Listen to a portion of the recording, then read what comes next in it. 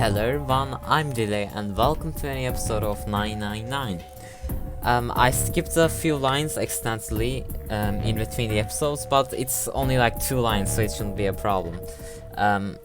So you guys didn't see Junpei laughing after seeing the door, and he tried to open the door but it was locked, and you only missed that, nothing else. And let's save the game before we go on, because I didn't save yet. Yes. No. Also, of course it won't be that easy. Vacant. Huh. We finally found it. Jumpy! Huh? Look! Behind you! What? A 9-door. There's another one. What? Why? It's 9, no matter how you look at it. The red is there too. So this is a real one? Why? Why the hell are there 2 doors? There were always 2 doors. I mean, if you think about it. Zero never actually said there was only one door with a 9 on it.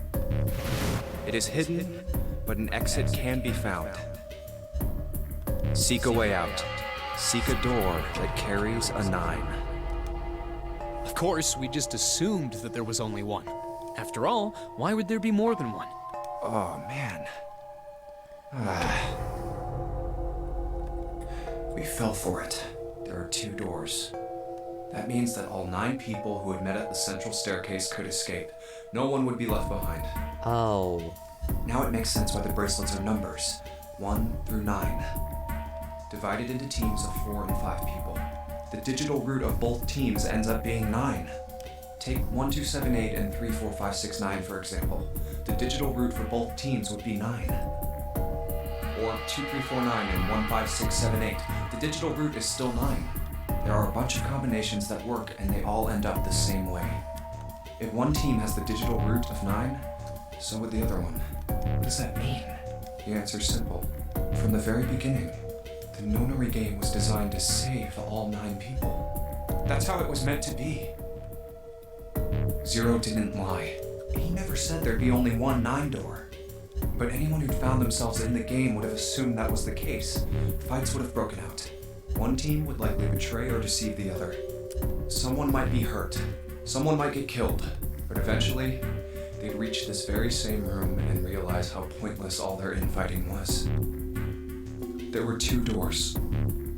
There was no need to kill each other. This game was designed for that purpose. This Nonary game. We were all arguing and fighting over doors at the beginning. But if there had been one slip-up, one tiny mistake that led to more, everything could have been so much worse now. Yeah, like that Clover ending. So, what are we going to do, Junpei? Huh? Oh, right. Hey, keep it together, man. Sorry. Jeez. So what do we do? What do you... We need to think about our next step. Our numbers are 1, 3, 5, and 6. That's a digital root of 6. The 4 of us can't open the number 9 door. The 4? Wait, don't tell me. Yep. There's one combination that'll let 3 of us open the 9 door. That's why I'm asking, what now? What now? No, we gotta go back. Yep. I agree. We cannot leave June behind. Are you sure? I don't mind staying. It's okay. There's no way we'd leave you behind. I'm glad. I'm glad that Santa actually cares and is not a bad guy or something. Like, Santa can sometimes act rude and stuff, but you know, there's that scene about his sister and stuff. He's probably a good guy at his heart. Besides, I'd rather drown at the bottom of the ocean than escape with this sausage fest. Maybe I'll get to go to Atlanta. Are you sure you don't mean Atlantis? Huh? Oh, right.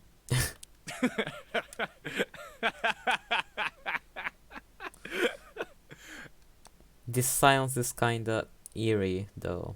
You know, since there's no music, only voice acting, I feel like something bad is going to happen. You guys. Very well. Best we head back to C-Deck then. We should be able to take the elevator we passed earlier. Perhaps Clover, Seven, and Lotus will have returned from door 1. But even with all 7 of us, Standing around here isn't going to accomplish anything, don't you agree? Let's find the other 3 first, and then search for another solution. I guess you're right. All right, let's go. Yeah. Okay. Come to think of it, what is this room? We were so focused on the doors, we didn't even look around. It looks like it's set up for some kind of ceremony. But what kind?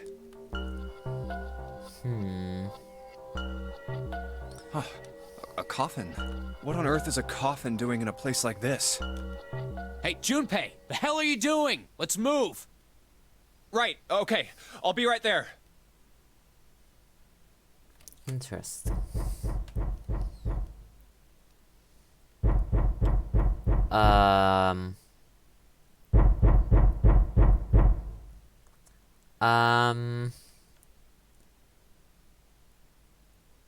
Is Snake there maybe? Maybe he's not there? Or maybe it's Zero. I don't know. Look, it's...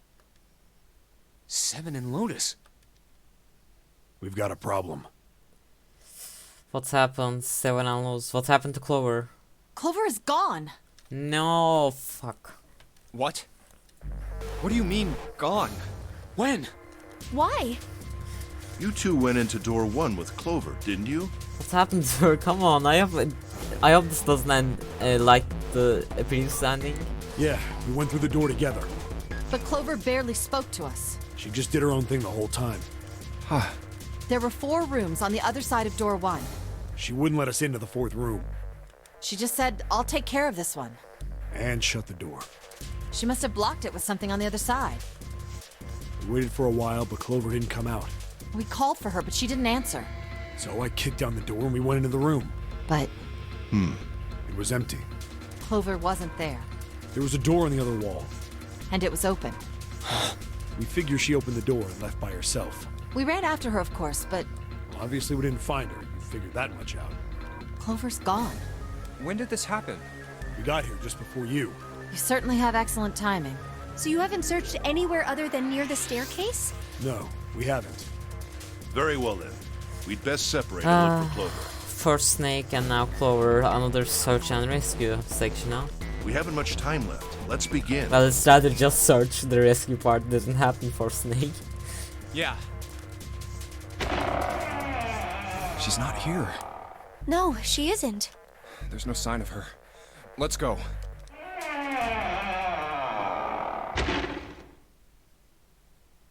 Oh, All wait. right. I'm thinking we should probably split up. I just realized I was in it. Okay, I'm sorry, I apologize. I just realized that I'm in adventure mode right now, not the novel mode. I probably missed a few like, yeah, stuff like this. At last there's the stairs and Junpei spoke. So I probably missed a few stuff like this. I just realized I was in this mode. I'm sorry. Let's continue like this. I'll head back to the stairs and take the elevator down to E deck. June, you can take the stairs up to B deck. All right, that sounds good. But, What? could you stop calling me by that code name when we're alone? Huh? Sure, right. I'll do that. There's a reason Junpei persisted calling her June, even when they were alone. Although perhaps not the best reason. He was embarrassed to call her by the nickname he'd used when they were children. Canny. 9 years ago, it came naturally, after all, they were children. But now that they were adults, it felt strange. Regardless of what he might hope for, to call a woman he wasn't dating by such a childish nickname felt odd to him. Of course, to call her Miss Kurashiki would be even more awkward, and simply Kurashiki would seem a little brusque. Or brusque? I don't know how to read that. And although he couldn't put his finger on why, it felt somewhat forward to call her Akane, or... Should I use the actual Japanese reading, or should I just speak like English? So should I say Akane or Akane? I don't know. Anyway, let's... I guess I'll just say whatever comes to mind at the moment. It was somewhat forward to color Akane when they hadn't seen one another for so long. In short, it was simply easier for him to color June and leave it at that. Jumpy. Oh, no, it's nothing. All right, I'm going then. Yeah, be careful, Kane.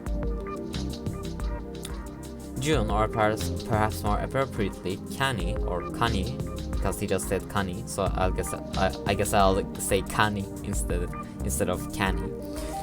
Or more appropriately, Kani blushed and smiled. You be careful too, Jumpy. Yeah, got it. Take care.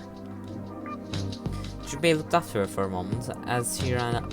Junpei looked after her for a moment as she ran up the stairs, then turned around and took off for the hallway. I hope I didn't miss too many lines there when I accidentally disabled the novel mode.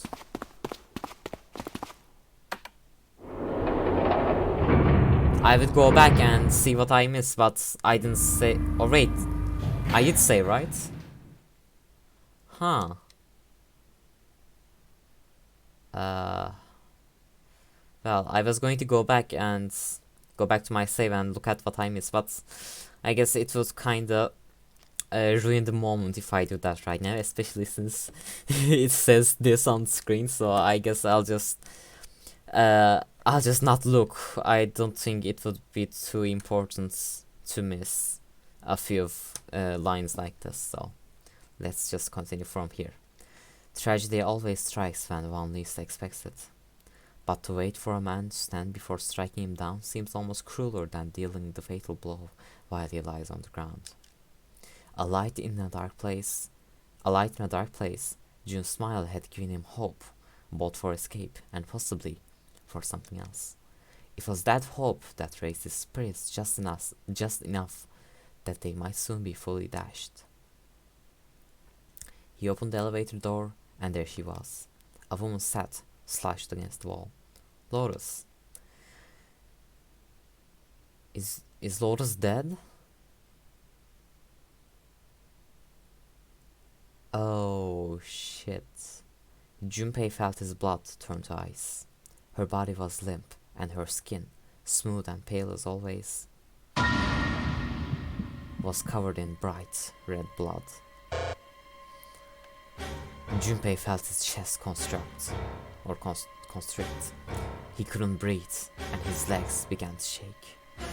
Holy shit, when did she die? Like, we were talking just a few minutes ago.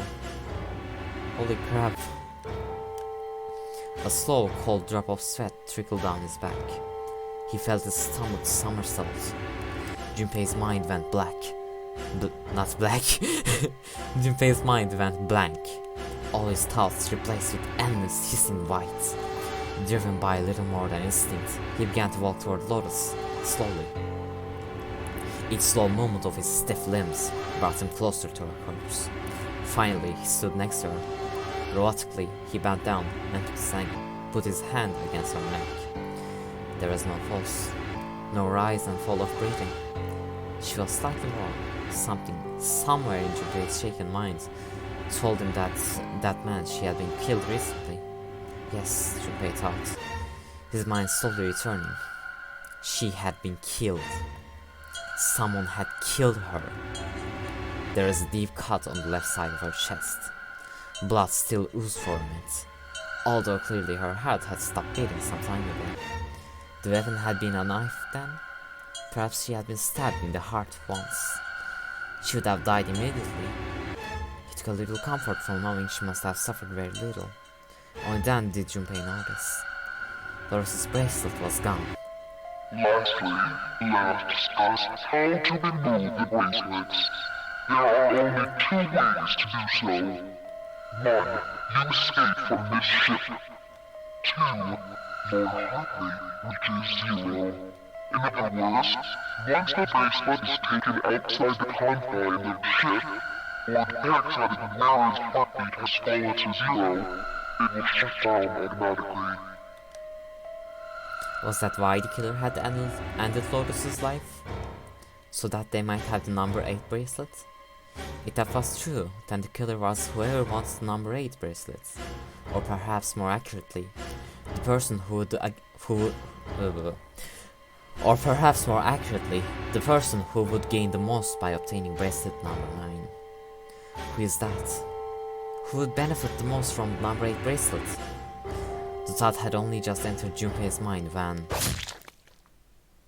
Really? This is another bad ending? Come on. He heard a noise. A sound like a sharp knife cutting through wet meat. It struck him as strange that the noise came from inside his own body. A moment later, the pain hit him. It wasn't merely pain, there was heat, extreme heat as well. He felt as though molten iron had been splashed against the side of his body. Finally, his brain made the connection. He had been stabbed. But where? His body was quickly going numb. He couldn't tell where the knife had met his flesh. Given the circumstances, however, he had most likely been stabbed in the back. Whoever had killed Lotus had now done the same to Junpei as well. His voice was little more than a weak groan. With what little strength he had left, Junpei turned his body, trying to catch a glimpse of his attacker. But as he did, the knife dug itself in deeper, twisting viciously.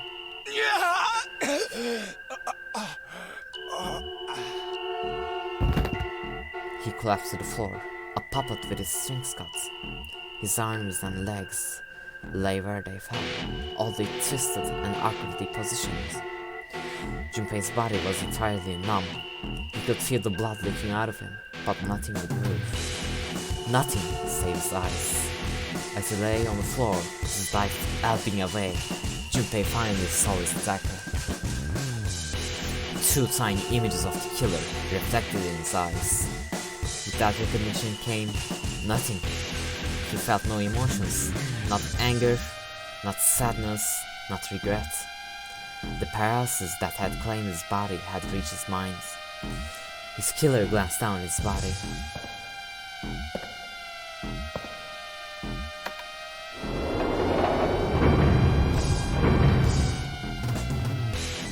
Then, without a word, climbed into the elevator and was gone. His eyesight began to fade, the world grew blurry and began to dissolve into an empty white fog. The fog crept into the edges of his mind and worked inexorably inward. Soon, it swallowed up the last that remained of Junpei's mind, and his consciousness left him. There was nothing more. Into utter emptiness he fell. Into zero. Whatever Junpei had been was gone.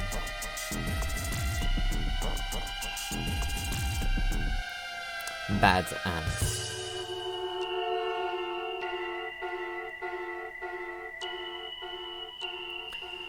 Welp.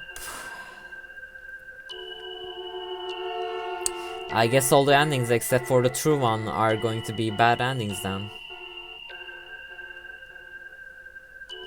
Cut and run, huh?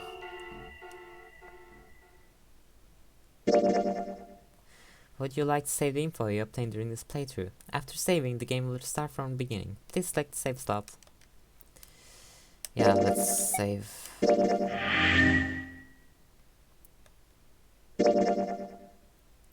Interesting. So, this episode is only like 20 minutes long, so I'm not going to end it here. Or should I end it here? Nah, I'm not going to end it here. We're just going to continue playing. So let's see. Why do I have a lot of locked stuff? Or maybe it's not locked. Maybe it is unlocked. What does the red stuff mean? I don't get it. Like,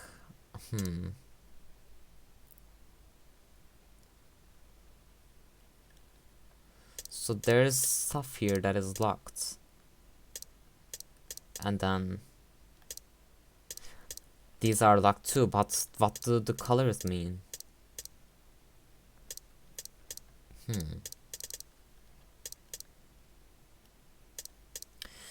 Well, So what should I do? Where should I continue playing from? Let's see.